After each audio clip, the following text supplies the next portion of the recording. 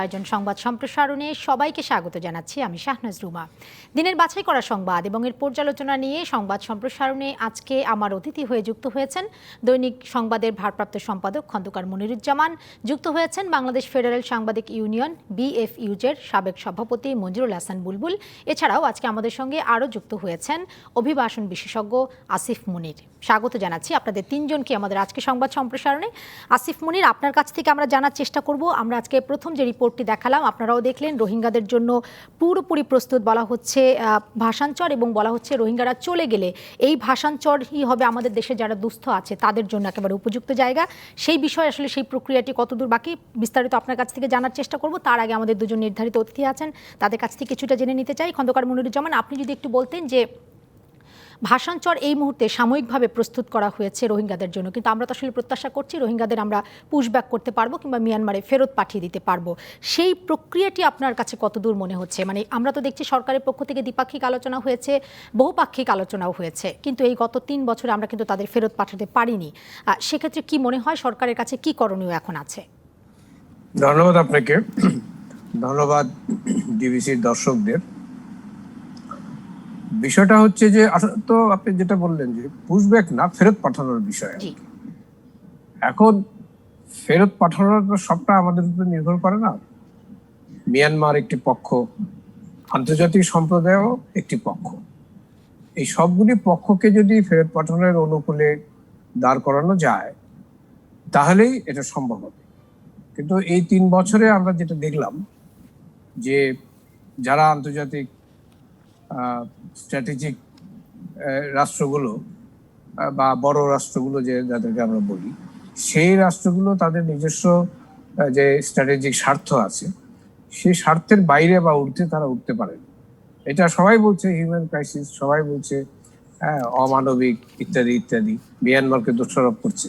কিন্তু কাজের কাজ কার্যকরভাবে মিয়ানমারকে কনভিন্স করা অথবা মিয়ানমারকে বাধ্য করা এদেরকে ফেরত, তাদের নাগরিকদেরকে ফেরত নেওয়া, এই বিষয়ে কিন্তু অর্থবহ উদ্যোগ আমরা এই রাষ্ট্রগুলো, বড় রাষ্ট্রগুলো, বিশেষ করে চীন, আমেরিকা, রাশিয়া, ইভেন ভারত, তাদের থেকে আমরা দেখতে পাই না। সবাই এক ধরনের লিপ সার্ভিস দিয়ে যাচ্ছে।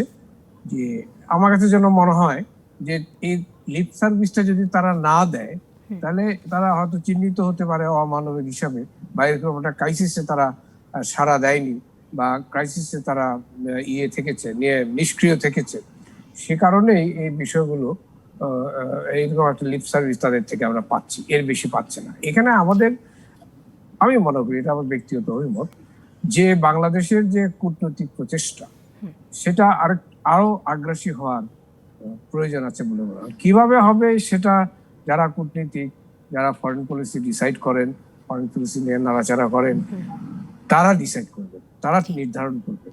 কিন্তু আমাদেরকে অবশ্যই আরো আগ্রাসী হতে হবে। যেমন জাম্বিয়াকে দিয়ে একটি মামলা করানো হয়েছে, মামলাটা একটা প্রাইমারি হিয়ারিং হয়েছে, এরপরের অগ্রগতি কতটুকু সেটা কিন্তু খুব পরিষ্কার না, আসলে কোনো অগ্রগতি আছে কিনা ইত্যাদি। সেখানে মায়ানমার তাদের সব বক্তব্য দিয়েছে, সেগুলো খণ্ডিত হয়েছে।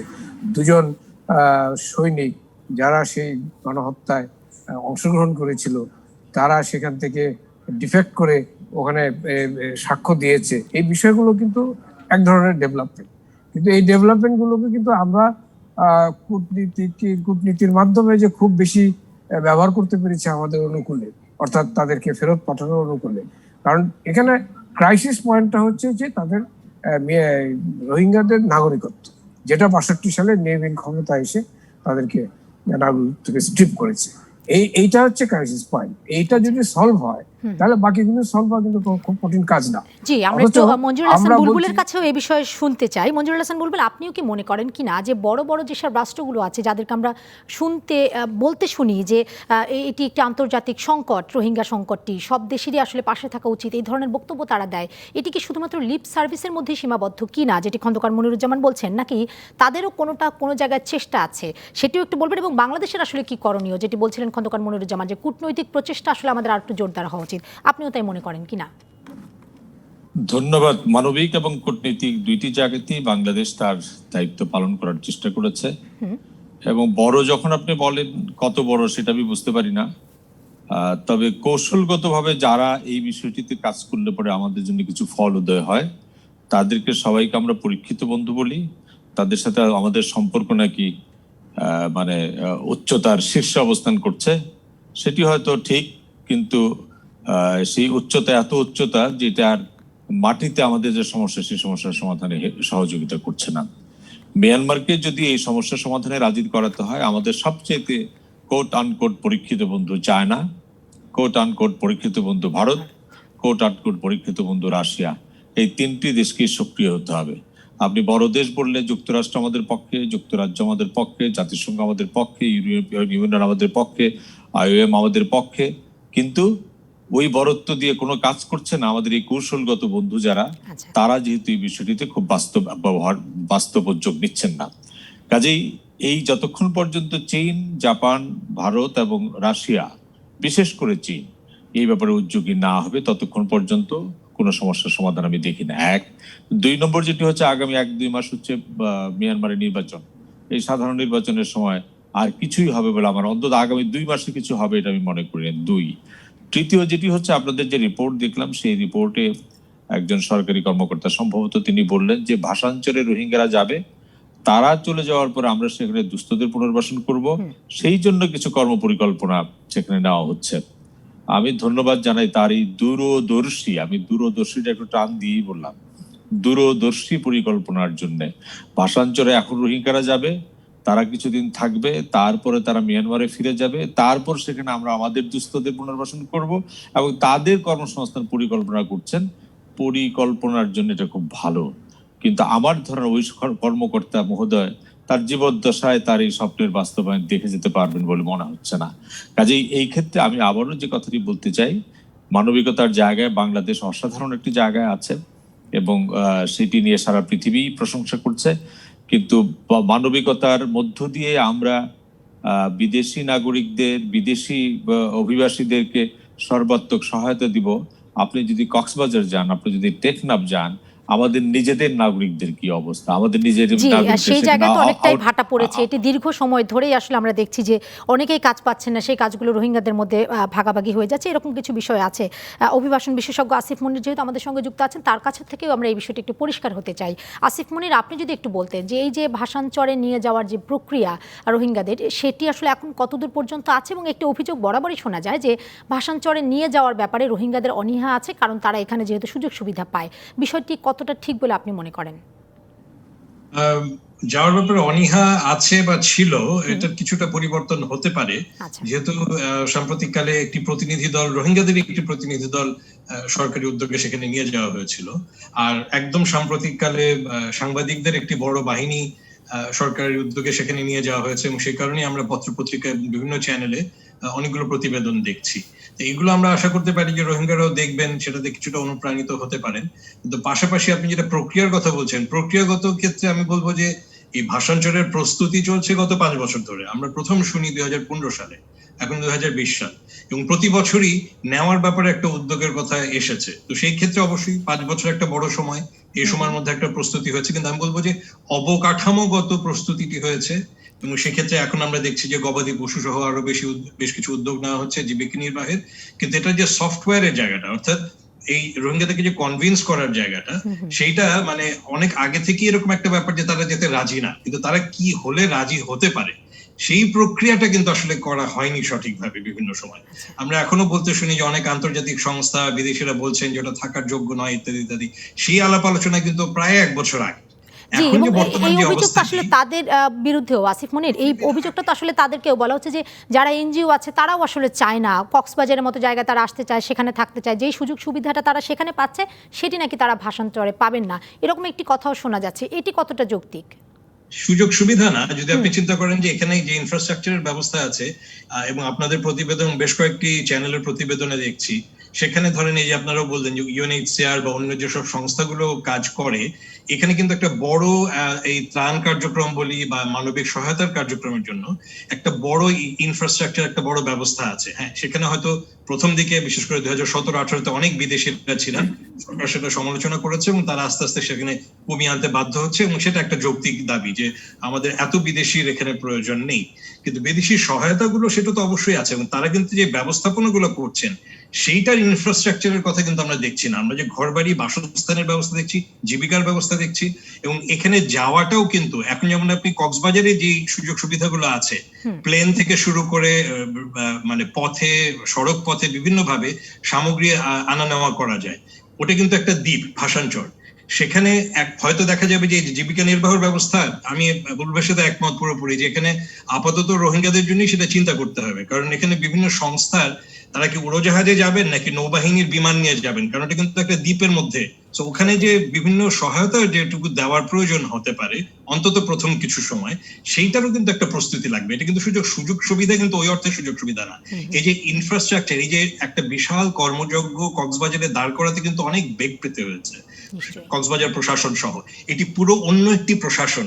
নোয়াখালী এলাকা, ওখানে হাতিয়া আছে, এটা পুরো একটা মানে বলা চলে যে কক্সবাজারের একটা ডুপ্লিকেট, একটু ছোট সংস্করণ ইয়ের জন্য তৈরি করতে হবে, ভাষাঞ্চলের জন্য।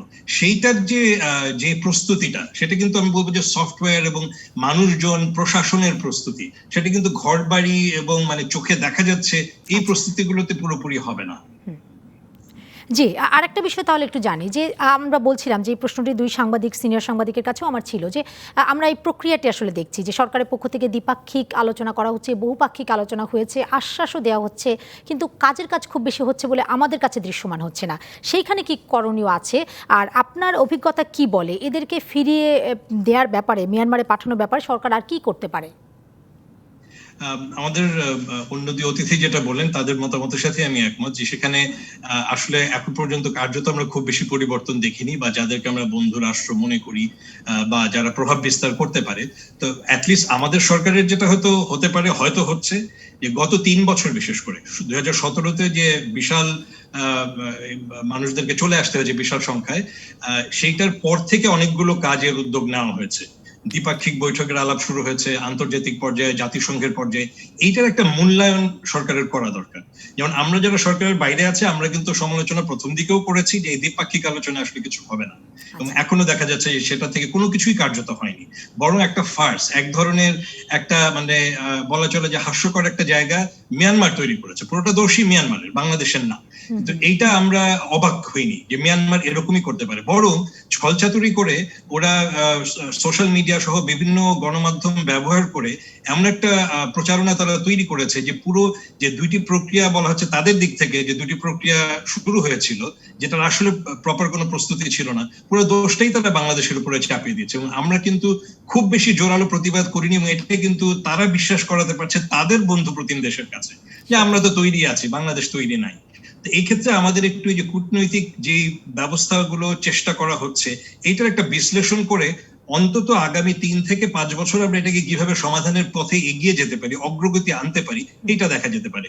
একটু আগে যেটা বলা হচ্ছিল যে হ্যাঁ, এই আন্তর্জাতিক বিচারিক আদালতের যে একটি প্রক্রিয়া, এবং সেখানে সরকার বলেন যে এটার পেছনে বাংলাদেশও ছিল, গাম্বিয়া সহ ওআইসি ভুক্ত দেশগুলোর ক্ষেত্রে। এইটা বলা যেতে পারে যে বাংলাদেশের সার্থকতা ধরতে গেলে কিছুটাই সার্থকতা আছে, এর বাইরে কিন্তু কোনো কিছুই বাংলাদেশ বলতে পারছে না যে তাদের আছে। কিন্তু সেই সার্থকতা আসলে কতটুকু কাজ দেবে? আপনি মামলার কথা বললেন, কিন্তু সেই মামলায় যদি বাংলাদেশ, যদি আমি একটু পরিষ্কার হতে চাই যে সেটাই আসলে কতটা তাদেরকে ফেরত পাঠানো সম্ভব হবে?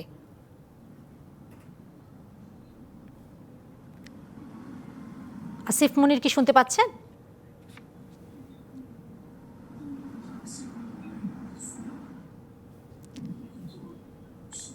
আমরা কি শুনতে পাচ্ছি আসিফ মুনিরকে? জি, জনাব আসিফ মুনির, আপনি শুনতে পাচ্ছেন? জি, এক পরিষ্কার শোনা যাচ্ছে।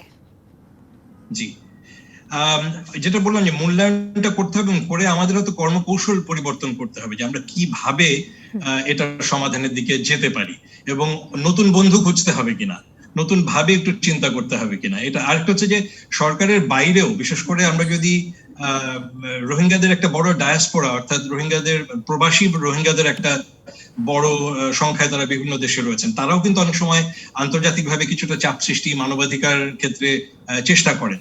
তো সরকারের বাইরে যে শক্তিগুলো আছে সেগুলোর সাথে মিলে কিছু কাজ করার দরকার। এমনকি মায়ানমারের ভেতরেও হয়তো সেরকম কিছু শক্তি থাকতে পারে যাদেরকে আমরা সহায়তার জন্য হাত বাড়াতে পারি, কিন্তু সেটা শুধু সরকারি ভাবে হবে না।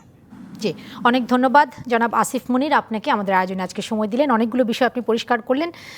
ধন্যবাদ জানাচ্ছি আবারও আপনাকে আমাদের আয়োজনে সময় দেওয়ার জন্য। দর্শক, আমাদের একটা বিরতির সময় হয়ে গেছে। বিরতির পর ফিরে আমাদের আরও দুজন নির্ধারিত অতিথি আছেন, তাদের কাছ থেকে আরও কয়েকটি বিষয় আছে, সেই সব বিষয়ে তাদের বিশ্লেষণ শুনতে চাইব। সঙ্গেই থাকবেন।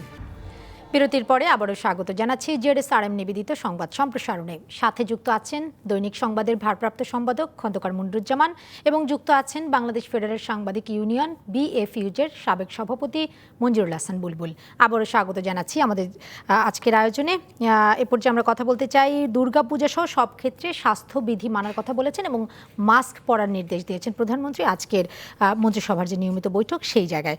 খন্দকার মনিরুজ্জামান, আপনাকে দিয়ে আমরা আলোচনা শুরু করছি এ পর্যায়ে, এবং যেটি জানতে চাইছি যে মাস্ক যে পরতে হবে এটি তো সবার জানা, প্রতিদিনই গণমাধ্যমগুলো সামাজিক যোগাযোগ মাধ্যমে নানান রকম সচেতনতামূলক কথা বলা হচ্ছে, মাস্ক পরার জন্য নানান রকম বিধিনিষেধ আরোপ করা হচ্ছে, তারপরও জনগণ পড়ছে না, বা কেউ কেউ পড়ছেন, অনেকেই পড়ছেন না। সেই ক্ষেত্রে আসলে কি করা যেতে পারে? না, এটা তো বিষয়টা হচ্ছে স্বাস্থ্যবিধি মেনে চলা, শুধু মাস্ক না, ধরেন আরো যা যা আছে সেটা মেনে চলা। আমাদের দেশের মানুষের যা সোশ্যাল হ্যাবিট, তাতে আমাদের দেশের মানুষের সঙ্গে এটা যায় না, কারণ তারা এই ধরনের অভ্যস্ত না, নানা কারণে, আমি ব্যাখ্যায় যাচ্ছি না। এটা হলো আমাদের দেশের বাস্তবতা। যারা একটু সচেতন তারা মানেন, তারা মাস্ক পরেন, বেশিরভাগই পরেন না। এই তো বাস্তবটা আমাদের দেশে। এখন এইটা রাষ্ট্রের একটা দায়িত্ব যে মানুষকে মানতে বাধ্য করা। আমার মনে আছে আমরা যখন স্কুলে পড়তাম, সে পাকিস্তান আমলে শুরুর দিকে, তখন বছরে কোনো এক বৃহস্পতিবার দিন বসন্তের টিকা দেওয়া হইতো, আর কোনো এক বৃহস্পতিবার দিন কলেরার ইঞ্জেকশন দেওয়া হইতো।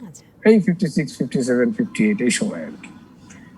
বসন্তের টিকা দেওয়ার সময় আমরা স্কুলে যেতাম, কলেরার দিন মানে পালাইতাম, কারণ কলেরা ইঞ্জেকশন দিলে জ্বর উঠত। হ্যাঁ, কিন্তু এটাকে কম্পালসারি করা হলো। হেডমাস্টার, মনে আছে আমাদের স্কুলের হেডমাস্টার নিজে দাঁড়ায় থাকতেন, কে কে আসলো সেদিন স্কুলে, আসলো কে, কোন কোন ক্লাসে কে কে আসে নাই, সেগুলো লিস্ট হইতো। তাদের গার্জেনদেরকে জানানো হইতো যে তোমার ছেলে আসে নাই এবং এই টিকা নেয় নেই, কলেরা ইঞ্জেকশন নেয় নেই, আগামী সপ্তাহে দেওয়া হবে আবার, তাকে যেন অবশ্যই পাঠানো হয়, দরকার হলে তুমি নিয়ে আসবা। এরকম বাধ্য করা হতো কলেরা ইঞ্জেকশন নেওয়া, বসন্তের টিকা নেওয়া, কারণ এটা রাষ্ট্রের দায়িত্ব। স্বাস্থ্য সচেতন সব মানুষ হবে এটা আশা করাটা বাতুলতা, এটা আশা করাটা অবাস্তব। তো কিন্তু এরকম একটা মহামারীর সময় রাষ্ট্রের জনগণকে বাধ্য করা যে তোমরা মাস্ক পরো এবং সোশ্যাল ডিস্টেন্স মেনটেন করো, বা আরো সেটির জন্য আজকে বলা হয়েছে যে প্রয়োজনে ভ্রাম্যমাণ আদালত তাদেরকে নামানো হবে, তারা সেটি মনিটর করবে। এটি কি সমাধান কিনা? আরো উপায় আছে, এটা একটা সমাধানের একটা পন্থা, এটা সবটা না। আরো উপায়, যেমন অফিসগুলো, প্রত্যেক অফিস তার কর্মচারী, তার কর্মকর্তা বা যারা যারা সেখানে এমপ্লয়ি যারা আছেন, তাদের প্রত্যেককে বাধ্য করতে পারে। এটা অফিসের একটা পার্ট হিসাবে, কাজের অংশ হিসাবে। সরকারি অফিসে পারে, প্রাইভেট অফিসে পারে, সংবাদপত্রে পারে, আপনার টেলিভিশনে পারে, যে কর্পোরেট অফিসগুলোতে পারে, ব্যাংকগুলোতে পারে। সুতরাং যার যার অফিসগুলো দায়িত্ব নেওয়া, বাইরে যেখানে আছে সেখানে ভ্রাম্যমাণ আদালত ইত্যাদি, পুলিশ ইত্যাদি ব্যবস্থা করা, প্রচারণা, টেলিভিশন, রেডিও, এখন তো কি বলে সোশ্যাল রেডিও হয়েছে, সেগুলোতে, তারপর পত্র পত্রিকাতে, এবং এটা কন্টিনিউয়াস ক্যাম্পেইনের বিষয় থাকে। দেখেন, এই টিকা যখন বাংলাদেশে প্রথম দেওয়া হয়, আমি ওই টিকা বলছি না, এই শিশুদের এখন যে টিকা দেওয়া হয়, প্রথম যুগের কথা যদি কেউ মানে আপনাদের স্মরণ থাকে তাহলে দেখবেন, তখন টিকা দিতে পারতো না, টিকা দিতে কেউ আসতো না। পরবর্তীকালে এটা ক্যাম্পেইনের মধ্যে দিয়ে, বিশেষ করে মাদেরকে যখন কনভিন্স করা গেল যে তোমার ছেলেকে যদি এই টিকাগুলি না দেওয়া হয় তাহলে তার পোলিও হবে, তাহলে তার রিকেট হবে, তাহলে তার এই কি বলে টাইফয়েড হবে, এটসেট্রা এটসেট্রা। মারা যখন কনভিন্স ছিল যে না, এগুলি না করলে তো আমার ছেলে সুস্থ থাকবে না, তখন কিন্তু বাংলাদেশের সাকসেস হচ্ছে 99%। এটার অভাবনীয় ব্যাপার, পৃথিবীর অনেক দেশে কিন্তু 99% সাকসেস নাই। কেন হয়েছে? কারণ মায়েরা কনভিন্স সচেতন হয়েছে। এই সচেতনতা করাটা কিন্তু রাষ্ট্র, সরকারি সংস্থা, প্রাইভেট সংস্থা,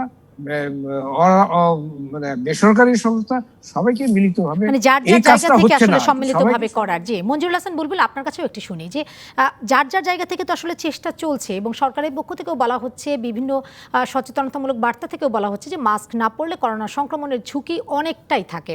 আর তারপরেও যখন মানুষ পড়ছে না, তাদেরকে জোর করে বাধ্য করানোর কি উপায় আছে?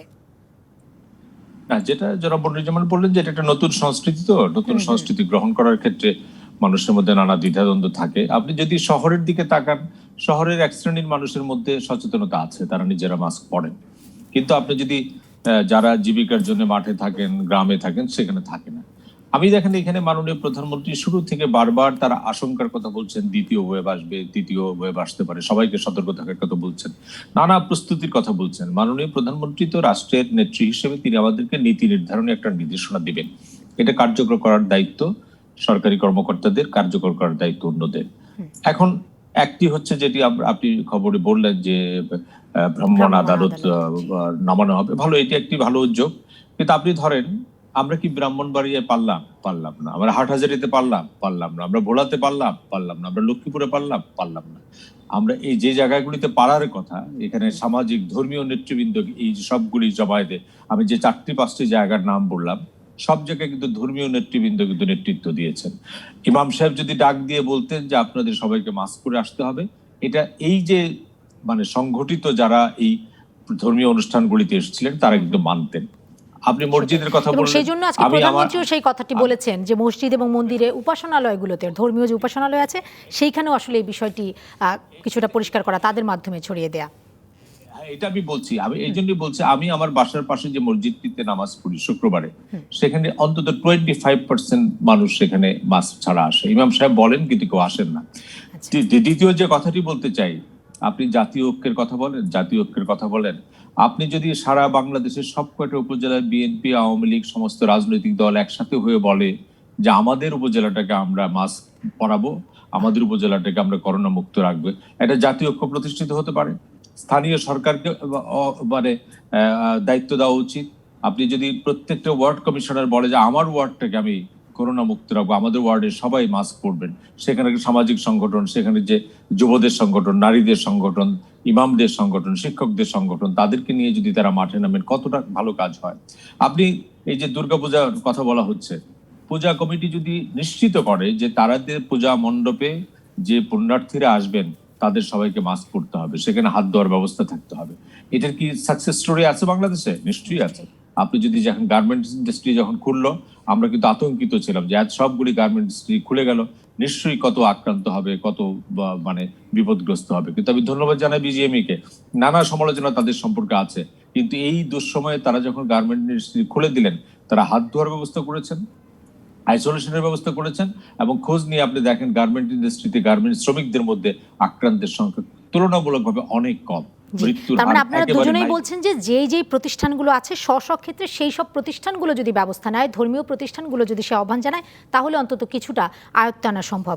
আরেকটি বিষয়, আপনি যেহেতু রাজনীতির কথাই বললেন জাতীয় ঐক্যের প্রসঙ্গে, খন্দকার মনিরুজ্জামানের কাছে এই বিষয়টা একটু জানতে চাই যে এই উপনির্বাচন, মাত্র পরশুদিন উপনির্বাচন শেষ হলো, আমরা দেখলাম যে সেই নির্বাচনকে ঘিরে শুধুমাত্র এবার নয়, এর আগেও যতগুলো নির্বাচন হয়েছে সেই নির্বাচনগুলোতে আমরা দেখি যে দুটি রাজনৈতিক দল, আওয়ামী লীগ এবং বিএনপি, তারা একে অপরকে দোষারোপ করে। আওয়ামী লীগ বলে যে তারা আসলে একটা সুষ্ঠু নির্বাচন হয়েছে, বিএনপি নির্বাচনে আসার জন্যই আসলে নির্বাচনে এসে তারা আসলে সমালোচনা করে। আর আবার বিএনপির পক্ষ থেকেও বলা হচ্ছে যে তারা আসলে নির্বাচনে আসছে এই নির্বাচন কমিশন এবং সরকার যে পক্ষপাতিত্ব করছে সেটি প্রমাণ করার জন্যই। এই রকম একটি জায়গায় আমাদের গণতন্ত্র কোন দিকে যাচ্ছে, খন্দকার মনিরুজ্জামান? ধন্যবাদ। এখন নির্বাচন কমিশন পক্ষপাতিত্ব করে সেটা প্রমাণ করার জন্য যদি নির্বাচন করতে হয়, তাহলে সেটা খুবই দুঃখজনক ঘটনা। আর কি, নির্বাচনটা তো করবে, নির্বাচনে অংশগ্রহণ করবে তো পাশ করার জন্য, হ্যাঁ, পার্লামেন্টে যাওয়ার জন্য। কিন্তু সেটা লক্ষ্য যদি হয় নির্বাচন কমিশন কত খারাপ, সেটা প্রমাণ করার জন্য আমি নির্বাচনে গেলাম, তাতে তো বোঝা যায় যে আমাদের দেশে গণতান্ত্রিক ব্যবস্থার অবস্থা কতটা ট্র্যাজিক। এবং হ্যাঁ, এটা ঠিক, নির্বাচন যতটা মানে গ্রহণযোগ্য হওয়া দরকার, যতটা গ্রহণযোগ্য হলে মানুষ মনে করবে যে হ্যাঁ নির্বাচনটা সুষ্ঠু হয়েছে, গ্রহণযোগ্য হয়েছে, ততটা হচ্ছে না। এটা আমিও মনে করি, ততটা হচ্ছে না নানা কারণে। যেমন আইনের ক্ষেত্রে, বিচারের ক্ষেত্রে একটা কথা আছে, ভালো বিচার বা সুষ্ঠু বিচার করলেই হবে না, সুষ্ঠু বিচার হয়েছে এটাও মানুষের কাছে প্রতীয়মান হতে হবে। হ্যাঁ, কিন্তু মানুষের কাছে একটা নির্বাচন ভালো হয়েছে এটা কিন্তু মানুষের কাছে প্রতীয়মান হচ্ছে না। তার অনেকগুলো কারণ, আমি এই সময় নাই এতটা বিশ্লেষণ করার, কিন্তু হচ্ছে না, এটি হচ্ছে বাস্তবতা। ভোটার উপস্থিতি কম, নির্বাচন কমিশন নিজেই স্বীকার করেছেন ভোটার উপস্থিতি কম, ভোট দেওয়ার ক্ষেত্রে মানুষের আগ্রহ কম। তারপরে বিরোধী দলের প্রচুর অভিযোগ আছে, এবং কিছু কিছু অভিযোগ যে অমূলক তাও না, অনেক ক্ষেত্রে বিরোধী দলের ক্যান্ডিডেট বা তার সমর্থকদের উপরে গ্রেপ্তার ইত্যাদি মামলা ইত্যাদি হয়েছে।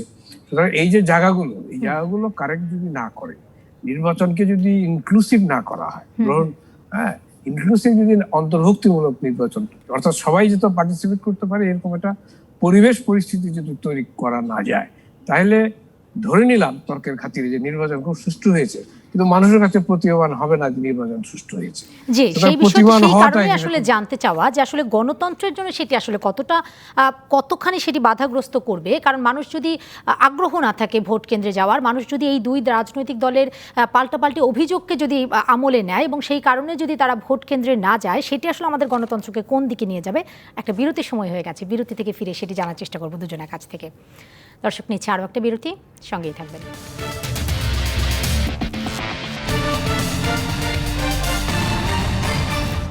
বিরতির পরে আবারও স্বাগত জানাচ্ছি জেরুসালেম নিবেদিত সংবাদ সম্প্রসারণের সাথে যুক্ত আছেন দৈনিক সংবাদের ভারপ্রাপ্ত সম্পাদক খন্দকার মনিরুজ্জামান, যুক্ত আছেন বাংলাদেশ ফেডারেল সাংবাদিক ইউনিয়ন বিএফইউজের সাবেক সভাপতি মঞ্জুরুল হাসান বুলবুল। দুজনকে স্বাগত জানাচ্ছি। মঞ্জুরুল হাসান বুলবুল, এই পর্যায়ে আপনি যদি বলতেন, বিরতির আগের অংশে যে বিষয়টিতে আমরা আলোচনায় ছিলাম যে বিএনপি এবং আওয়ামী লীগ দুইটি রাজনৈতিক দল, তারা এই উপনির্বাচনকে কেন্দ্র করে বিভিন্ন রকম পাল্টাপাল্টি অভিযোগ ছড়াচ্ছে, এবং এই কারণে যদি ভোটারদের আস্থা কমে যায় ভোট কেন্দ্রে যাওয়ার প্রতি, তাহলে গণতন্ত্র আমাদের আসলে কোন দিকে যাবে? একটি হচ্ছে নির্বাচন, যে কোনো রাজনৈতিক ইস্যু নিয়ে বিএনপি এবং আওয়ামী লীগ পরস্পরকে দোষারোপ করে, এটি একটি সাধারণ সংস্কৃতিতে পরিণত হয়েছে। মানুষ খুব এটি নিয়ে খুব আগ্রহী সেরকম না, কিন্তু বাস্তবতা হচ্ছে মাঠের চিত্র। নির্বাচন কমিশন বলেছে ভোটার কম হয়, নির্বাচন কমিশন বলছে ভোটার আসে না।